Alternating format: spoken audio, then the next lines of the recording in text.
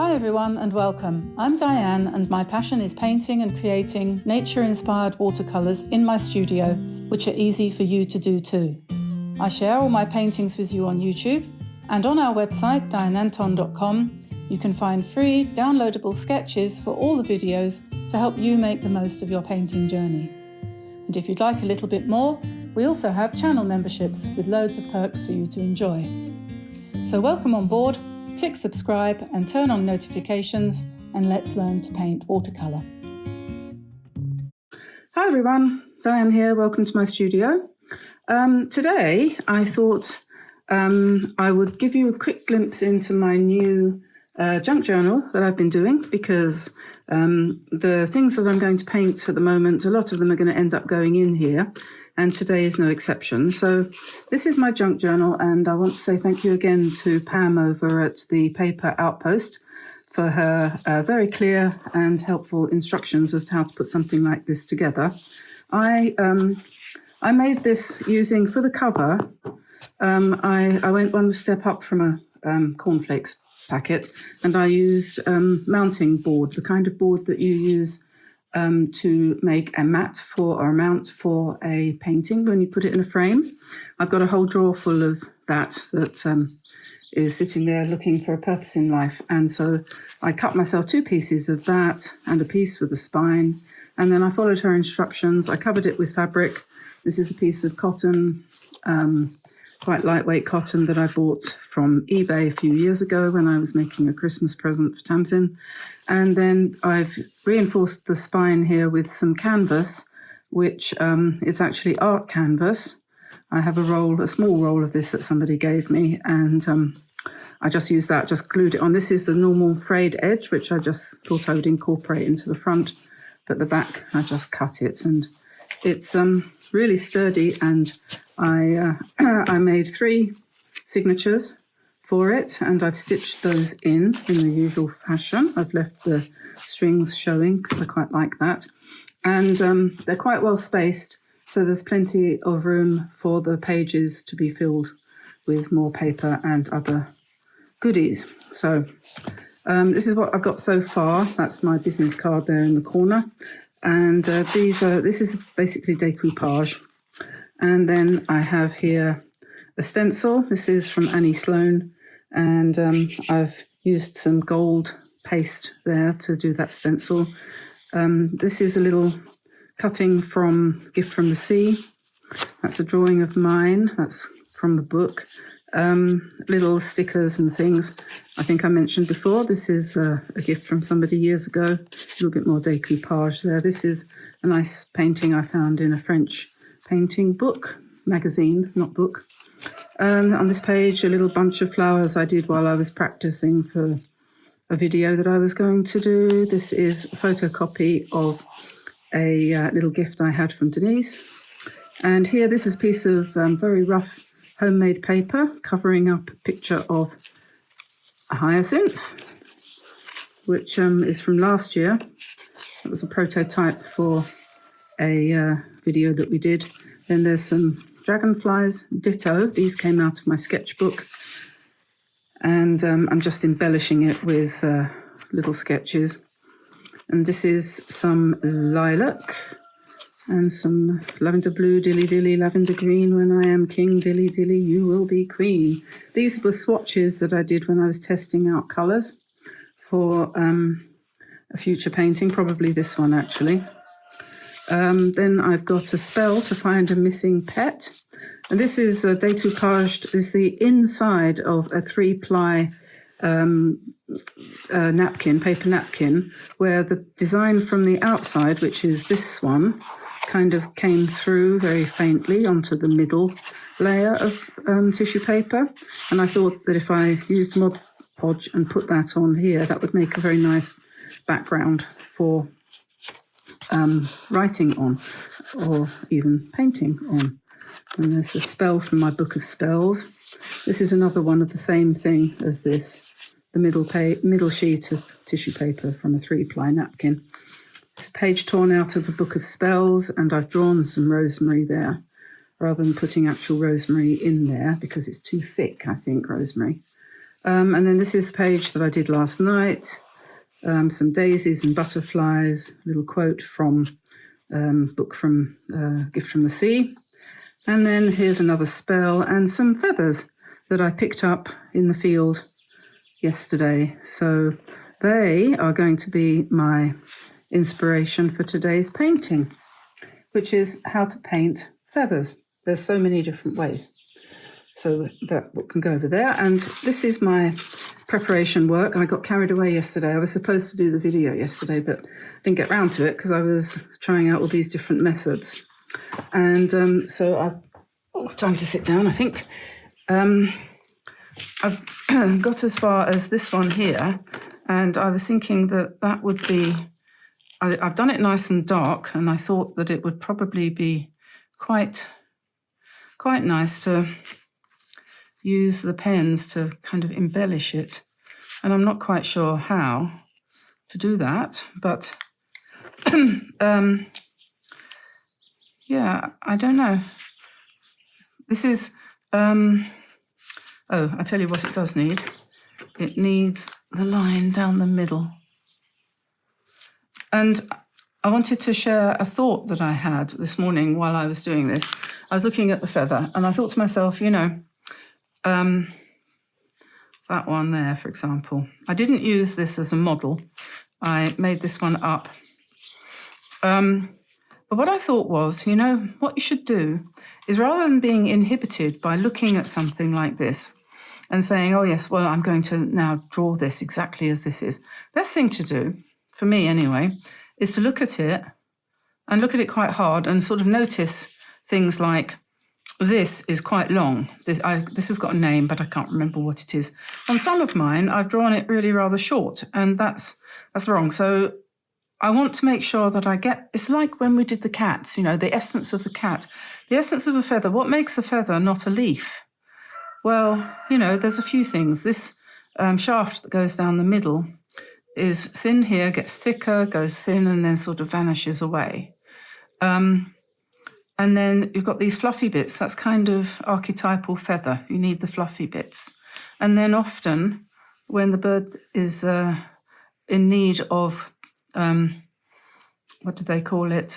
Grooming itself. When they, what's the word? When they put their feathers back together again, they do it with their beaks because they come apart like this.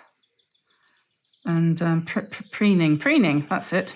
Preening. They preen themselves to put the feathers back together again. It's not easy for a human being to do that, but you can see something of that if you do that.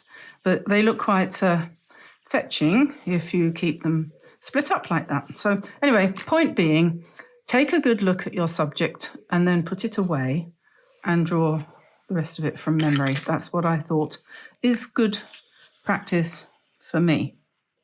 So I'm just putting the shaft in this one.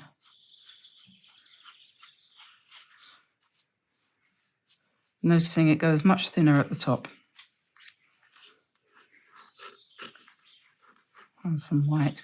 And then, you can do this as realistic as you want, or you could do it, just embellish it, like we were doing all the embellishments the other day on the birds. Bird of a feather. And just put some white on here, some spots, because after all, they do sometimes, some of the feathers that you see have quite, elaborate patterns on them. You can put some black ones up here. So anyway, so that's where I'm at with this one. And you can with this, you can do fine parallel lines representing those veins on the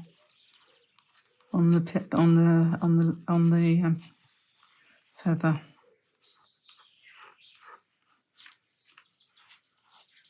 So I'm going to draw one now from scratch. These are the different ones. You can go wild like this. I did this one with these pens, and that was fun. And also this one here. I did that one with the pens.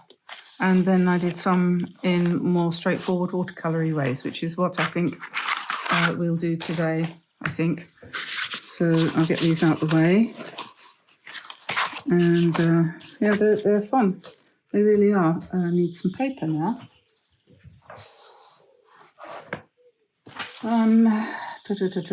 Shall I? I'll tell you what, maybe, shall I do that in my gift from the sea book? I know the feathers are not exactly what you would call a gift from the sea, but you find feathers often by the seaside, don't you? So, all these are videos if you want to have a go at painting any of these subjects. So, yeah. Right, so let me find a pencil. Pencil. Okay, that will do. Lost my feather now. Oh, there you are. Right, so that's over there.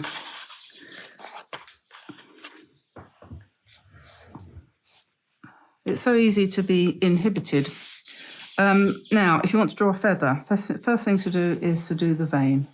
And you can do it either a simple curve like that, or you can do a curve. And then often they have a sort of slight curve at the top. Sometimes it's wider. And then you can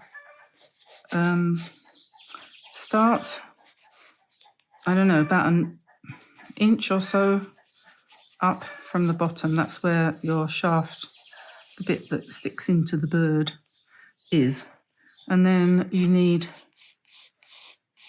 a shape which is something like that. Usually they look more realistic if you make one side narrower than the other side. So it's like a banana on a stick, but then you make it look more feathery by coming in and breaking that line like this, irregularly. And the other side is usually less broken, but like that. Try to keep that irregular. And then you're going to rub out, if you can find your eraser, some of the lines that are superfluous. Like that. And just clean that up a bit there. And we're going to do this one with watercolor.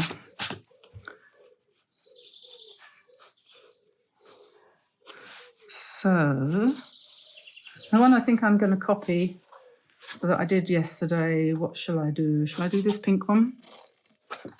Something like that, maybe? I don't know. Or I quite like this mauve one here. That was, but that's with the Poetique brush pens. I did that as well. These colours are really good. They're actually quite fun. I think you'd enjoy them. I was given a set by people who make these Poetique things. These are all Poetique as well. Well, actually, that's not quite true. These were watercolour, and then I used the pens. I was just practicing different methods. So you can get quite striking effects with those pens, a bit more than you can just with plain watercolour. This was, I think that was just watercolour. That was pen, that was watercolour, I think. I'm not sure now. It's very convincing, works really well. Okay, so that's that. So we've got the drawing, and now I need some, a brush. Need a brush and some water and some paint. I've got this set here. Quinacridone gold I've got there, cobalt blue. I don't know what yellow that is. I think it's just a mid-cadmium medium, cadmium yellow medium. This is permanent rose or something similar. Quinacridone violet or Windsor violet, one of those colours. This is turquoise. That's sap green, and this is cadmium orange, let's say, for want of a better name, something like that. So we decide now what we're going to use as the background colour, and what we're not going to do is we're not going to paint it grey. Definitely not. This is where the imagination and creativity comes in, and you decide, well, Oh, you see, what's my favourite colour? What's my favourite colour? What shall we do? Looking at my inspirations, I'm drawn to pink. So anyway, let's wet it first, going into the shape that we drew. I'm not going to try to keep away from the centre vein, which you could, but I'm not going to because that's a bit finicky. So we'll just, I'm hoping this paper is going to behave itself because some of the sheets in here, I think it's got two different sides and one side is not particularly good. So when you've got that side upmost, because I'm painting on the right-hand page mostly, when that's the way it is, then I've had a couple of pages that have been a bit dodgy. So this is, I'm just scraping together all the bits and pieces from this square of the palette. I'm sure this is a Japanese food dish. They're selling them as watercolor palettes now. I might add, what shall I add? A little bit of orange, just to...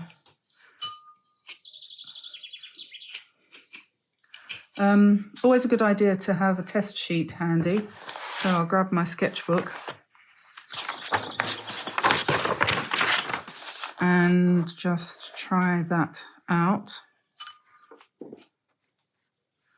bit more water in there, perhaps. We'll see how that goes.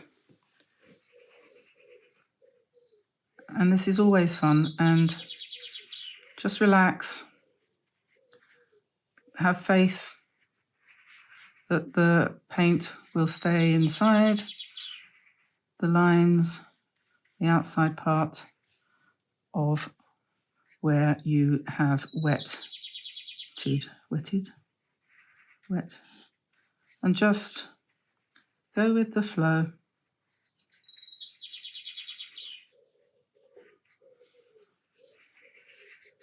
I would.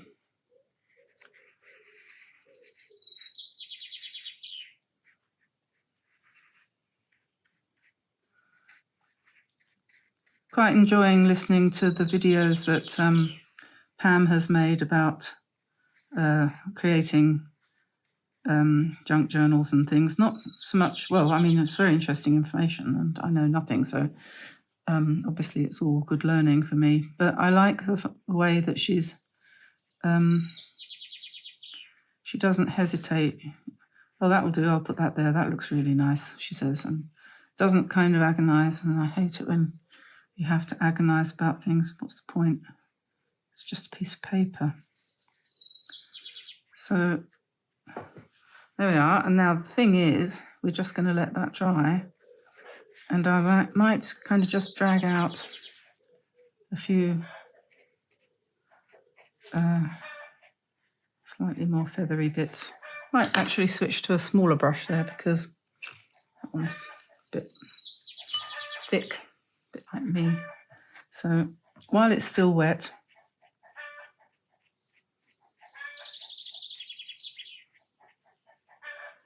you can do that, just drag.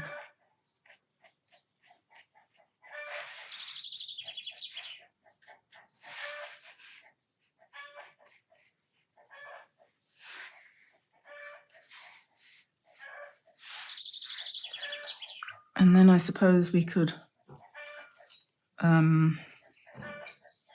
need a sort of grey colour-ish, greyish for here. And that grey, I made that with purple and turquoise. And whenever you mix a whole bunch of colours together, you're going to get a grey of some sort.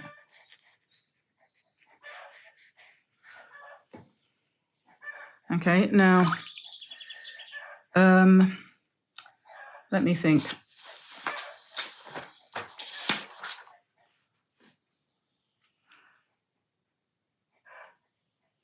Gosh, I don't know. There's so many things that you could do, but I'm thinking I'm just going to activate a bit of purple, and maybe I will just drop some of that in. near the bottom.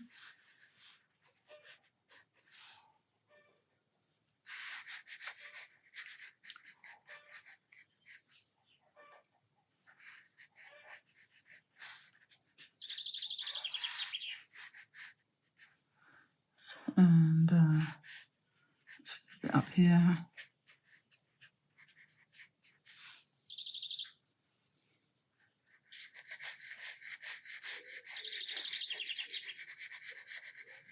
And then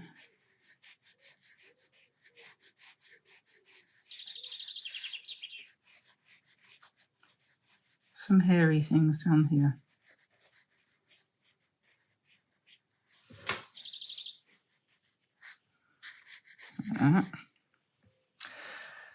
You could, once this has started to settle in, you could bring in a scraping tool, which could be, for example, one of these bamboo pens, or an ordinary dip pen like this. That would work probably too. Very useful to have these things handy. So then if you wanted to, you could just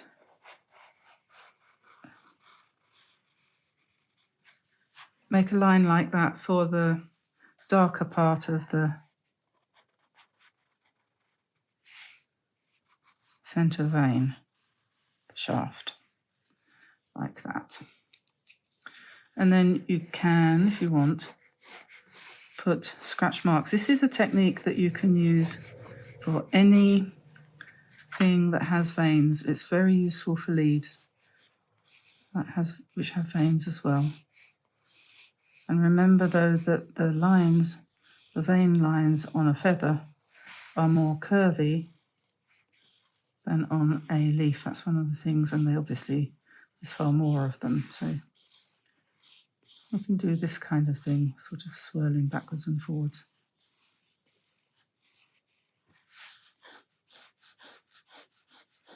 And then as that dries, it's a really good way to practice. I think this is called sgraffiti. Scratching. Okay, now when that's dry, it'll look a little bit different from the way it looks at the moment.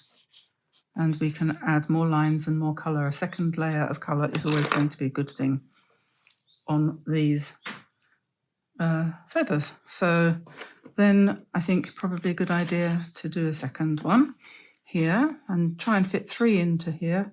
Perhaps so I'll do a slightly smaller one. And I'm going to do that one curvy. So, and pointed, because some feathers are pointed. So we'll go round like that on that side, and on this side might come a little bit more broad, and this will be where the fluffy bits will be. This is where the shaft, is it called a pinion or something? I don't know. Okay, and then this one is going to be sort of hairy all the way down. And I'm drawing the lines in to remind myself that they do curve. The lines are not like the veins on leaves, really. To try and remember that. So then this one is going to be fluffed out from the center, pretty much. So what I'll do, I think maybe I'll do this one in blue. So I'm going to just very rashly plop in a whole bunch of pale blue in the center. And then I'm going to try to come back in with my small brush again and just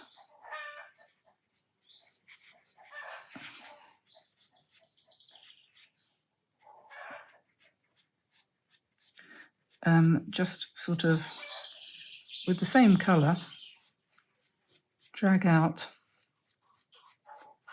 fluff effectively.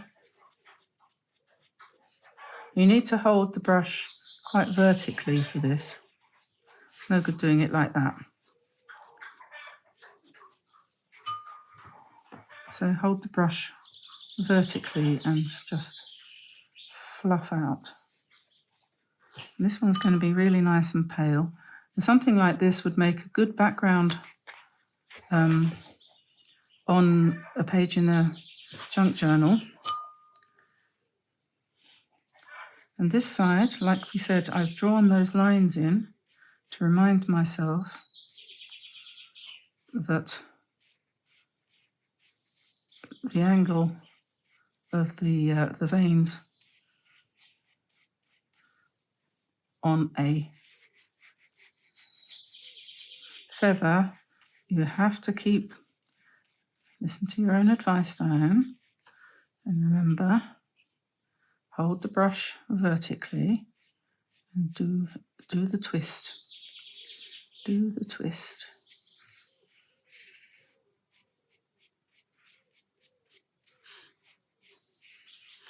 There we are. And then we're going to drag down some grey for the... I'm going to look this up at some point and find out whether that stalk thing is called a pinion. That makes me think of that Gerard Manley Hopkins poem, The Windhover, about the falcon kestrel or something. Amazing use of language in that. Okay, so we're going to come back in with a little bit more slightly darker. So we're doing sort of layers of colour, but it's still wet in wet. So it's still going to mix and mingle quite a bit. As it dries, we'll be able to... oops, that's a bit much, isn't it? I'll just drag that up there so that doesn't mess anything up. And a little bit more shadow. Yeah, I was going to say, as it dries, we'll be able to just expect the paint to create a little bit more of a shadowy effect.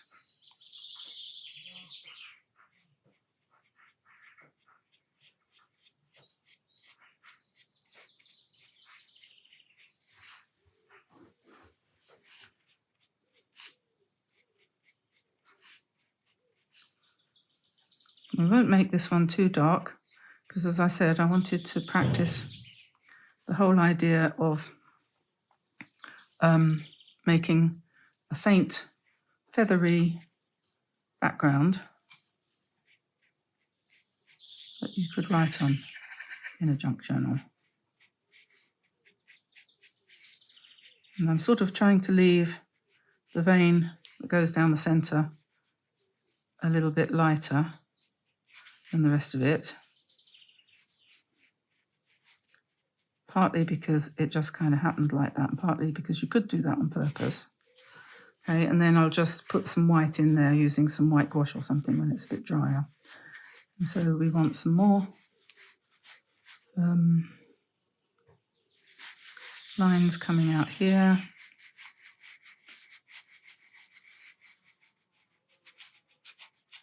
And this is a real fluffy sort of... See how these lines are coming up much darker now it's beginning to dry? It's quite a striking image, that one. So now this needs to dry a bit, and then we'll put some strengthening the shadows in. If we play around with it anymore, we'll spoil it, but we just need to let that dry for a bit. Okie dokie. Now number 3, what shall we do for number 3? I think, looking at my practice pieces, I think we'd probably better do one straight on, because we've got two quite different ones there, and we'll do a short feather. And we're going to make this one quite round at the top, quite wide, that is to say. And he's going to have, obviously, the appropriate slits coming down the side. And then obviously again all the furry bits on the bottom.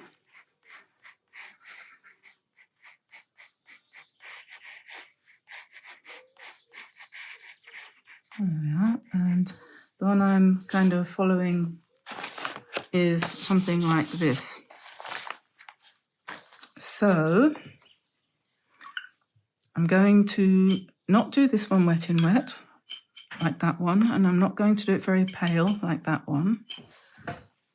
I'm going to come in with some quite strong sap green, perhaps with a little bit of cobalt blue added, and I'm going to be quite bold with that. And then we're going to add some, not orange, that was orange I accidentally picked up there. I don't want orange, we want quinacridone, I think.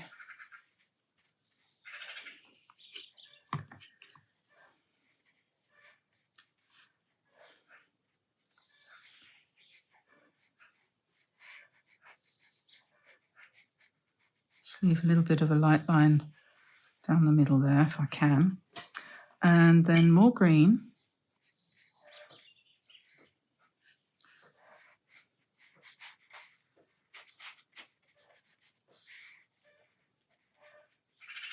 And then I'm going to find some dark blue, really dark blue. Indigo is what I need. So I need to just nip into my supplies here. I've got a drawer beside me with lots of different colours in. And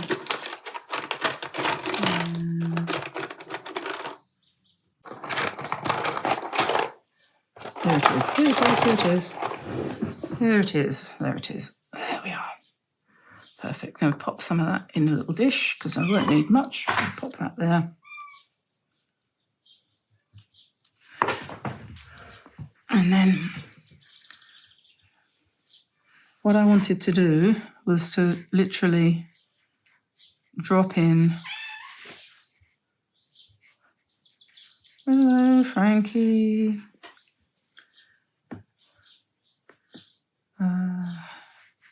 Yeah.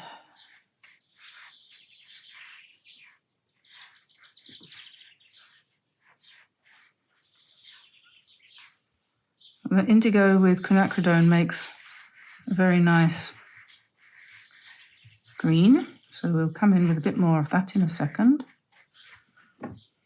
So here we've got a wet in wet effect up here where I'm dropping indigo into my green and yellow and letting that bleed. And then down here, got more of a just wet on dry. An underrated method of painting, she said ironically. Okay. I do like the way you never really quite know what's going to happen, but it does take a bit of courage sometimes to get started on these things, you know, because even when a lot of paintings work out, which thank goodness they do these days, there's always the risk that something will go terribly wrong and you'll have wasted an hour of your life.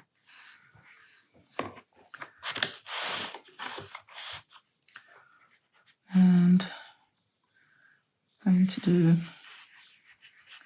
some fluffy bits down here. Again, it's important to think about how you're holding the brush, and I think feathers are a very good example of needing to adjust. You know, it is important how you hold something. The Chinese and Japanese, when they do their calligraphy, they hold their brush vertical. And that's useful if you want to do certain types of strokes. And for this particular kind of technique, it's useful too. And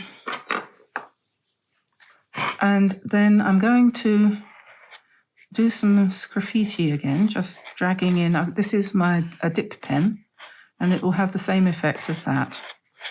And you can also allow it to scratch out the edge a little bit. If it's still wet, you'll get some lines. And as the paint dries, you can scrape light-coloured, pale lines in. It's still too wet at the moment, but you can drag down like that. I suppose some people probably don't like the sound of the scratching of a pen.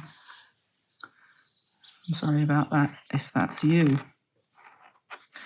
Okay, so now we really do definitely need to let that dry.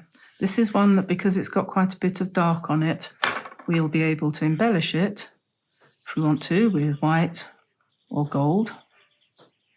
Just add a little bit more quinacridone there where the yellows are.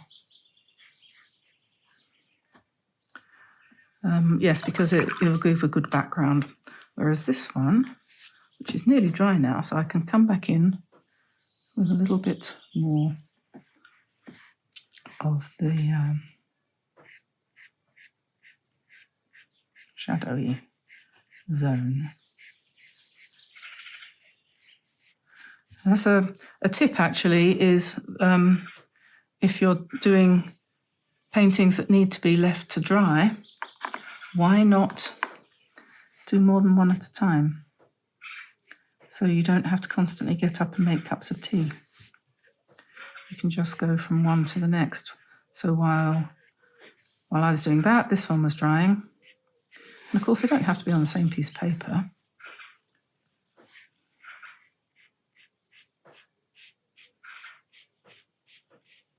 In this case, they are. That's gone a bit wrong there. That's a bit kind of yucky. So what I'll do is to try to cover that up.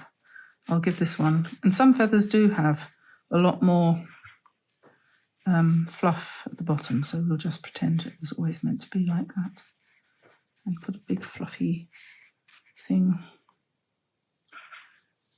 in there. And yeah, so you just put a little line down there for the edge of the vein. We'll put a few more. Super important to hold your brush vertically, otherwise you just won't get the effect. She says this from experience, and it goes against the grain. A lot of these strokes, they're not what you naturally do. It's not a handwriting movement, so it kind of, you think, oh my God, I don't want to do that. My hand won't do that, but it's very good for your brain if you can train your hand to do something it doesn't necessarily want to do. I find when I do this, often I get a little bit of tingle numbness in my hand, but I reckon that's probably good for me. So there we are. I think that one's probably quite embellished enough. We can go back to this one now with a bit more red and do whatever we want to do with that, I suppose.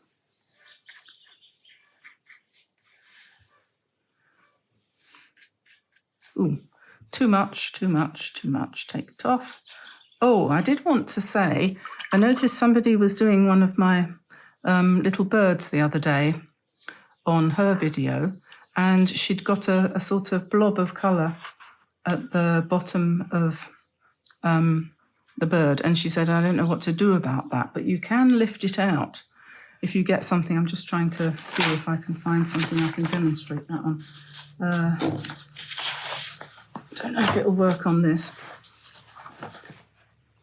but if you say, okay, I don't like that green, if you wet it gently with the brush, and you can re-wet the paint, and then often the thing to do is come in with a piece of tissue and you can just lift it out once you've wet it.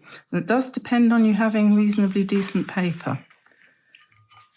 This is hot pressed, this one, and it's Fabriano. I think it's a mixture of cotton and cellulose. and it will withstand a little bit of rubbing. Some cheap papers will go furry when you do this, and this one would too if I continued. But you see, I've managed to lift most of that out, so if I let that dry, then I can repaint into it. So if you wanted to make highlights or something, I think, yeah, this probably won't come up here, and the reason is that that is not paint, that is a Poetique pen, whereas that was paint. So you can lift out your paint. I think this is paint. You can come in there and get rid of that line if you don't like that line. I do, but you can lift it a bit. So this is Poetique, and that won't, I know that won't come out. So that's just something I thought I should mention. Okay, so I'm going to go and make a cup of tea now because this one needs to dry. That one is probably done. This one is definitely done, except for rubbing out the lines. And this one we will embellish in a minute. So don't go away. I can go away, but you can't go away. I'll be back in a tick. Okay, so that's now dry, and all of it, I'm going to leave those two the way they are. You could put dots and all sorts of things on this one, but I'm running out of time a little bit now.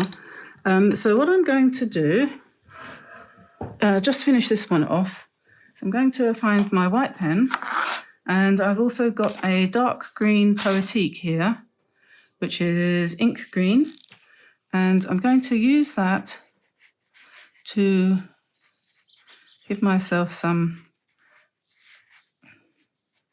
texture around the outside edges of this, and to really darken up some of the bits and pieces which are in need of darkening a little bit. So like that.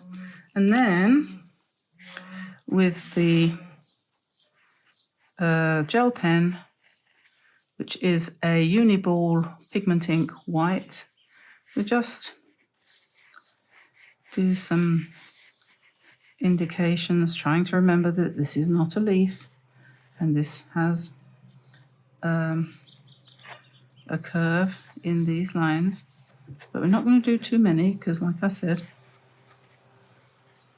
I've actually got to pop out to the supermarket now to try and get some dog meat. We used to feed our dogs before the pandemic. I'm going to do some spirals there because why not, and some dots. We used to feed them only raw beef, which we used to get. We had an order for it at the supermarket from the butchers in France here. When the pandemic hit, of course, we couldn't go shopping in the same way, and that all stopped. And so I turned up to kibble and tinned dog meat, which they seem to be okay with. But just recently, Liam, who's our male golden retriever, started to lose his coat quite badly. He's been shedding for England, so to speak. And we were thinking, what on earth is going on? So I wondered whether maybe it might be his diet. So we've swapped him back. They're both all now eating fresh meat again, but it's not so easy to get anymore. We used to have an order once a week, but when I went there the other day to ask about that, they said, no, can't do that.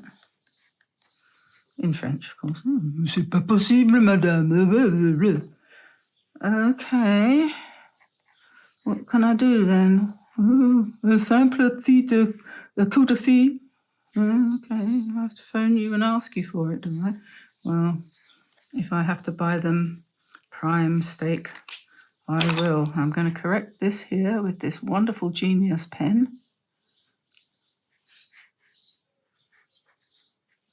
And I'm going to say sayonara in a second. I think this has worked out okay. It's a completely different mood to the other. We've got three completely different types of feather here. I hope you enjoyed that. If you did, give us a like and subscribe. I haven't said that for a while, have I? Just take that down a little bit at the top. Buy yourself a set of these pens. They're really useful for correcting mistakes, for doing fine details in your watercolors if you wish to do such a thing like this. Putting in veins for, for everything. People, leaves, feathers, windmills, whatever you happen to be doing. So there we are. I'll leave it at that. Don't forget we've got Patreon and channel membership here. Oh my goodness me. And I will say goodbye before I choke. So there are the 3 that we did just now, and a quick glimpse also at the others that I did earlier. Who remembers Blue Peter? This is one I did earlier. So bye everyone. Bye-bye.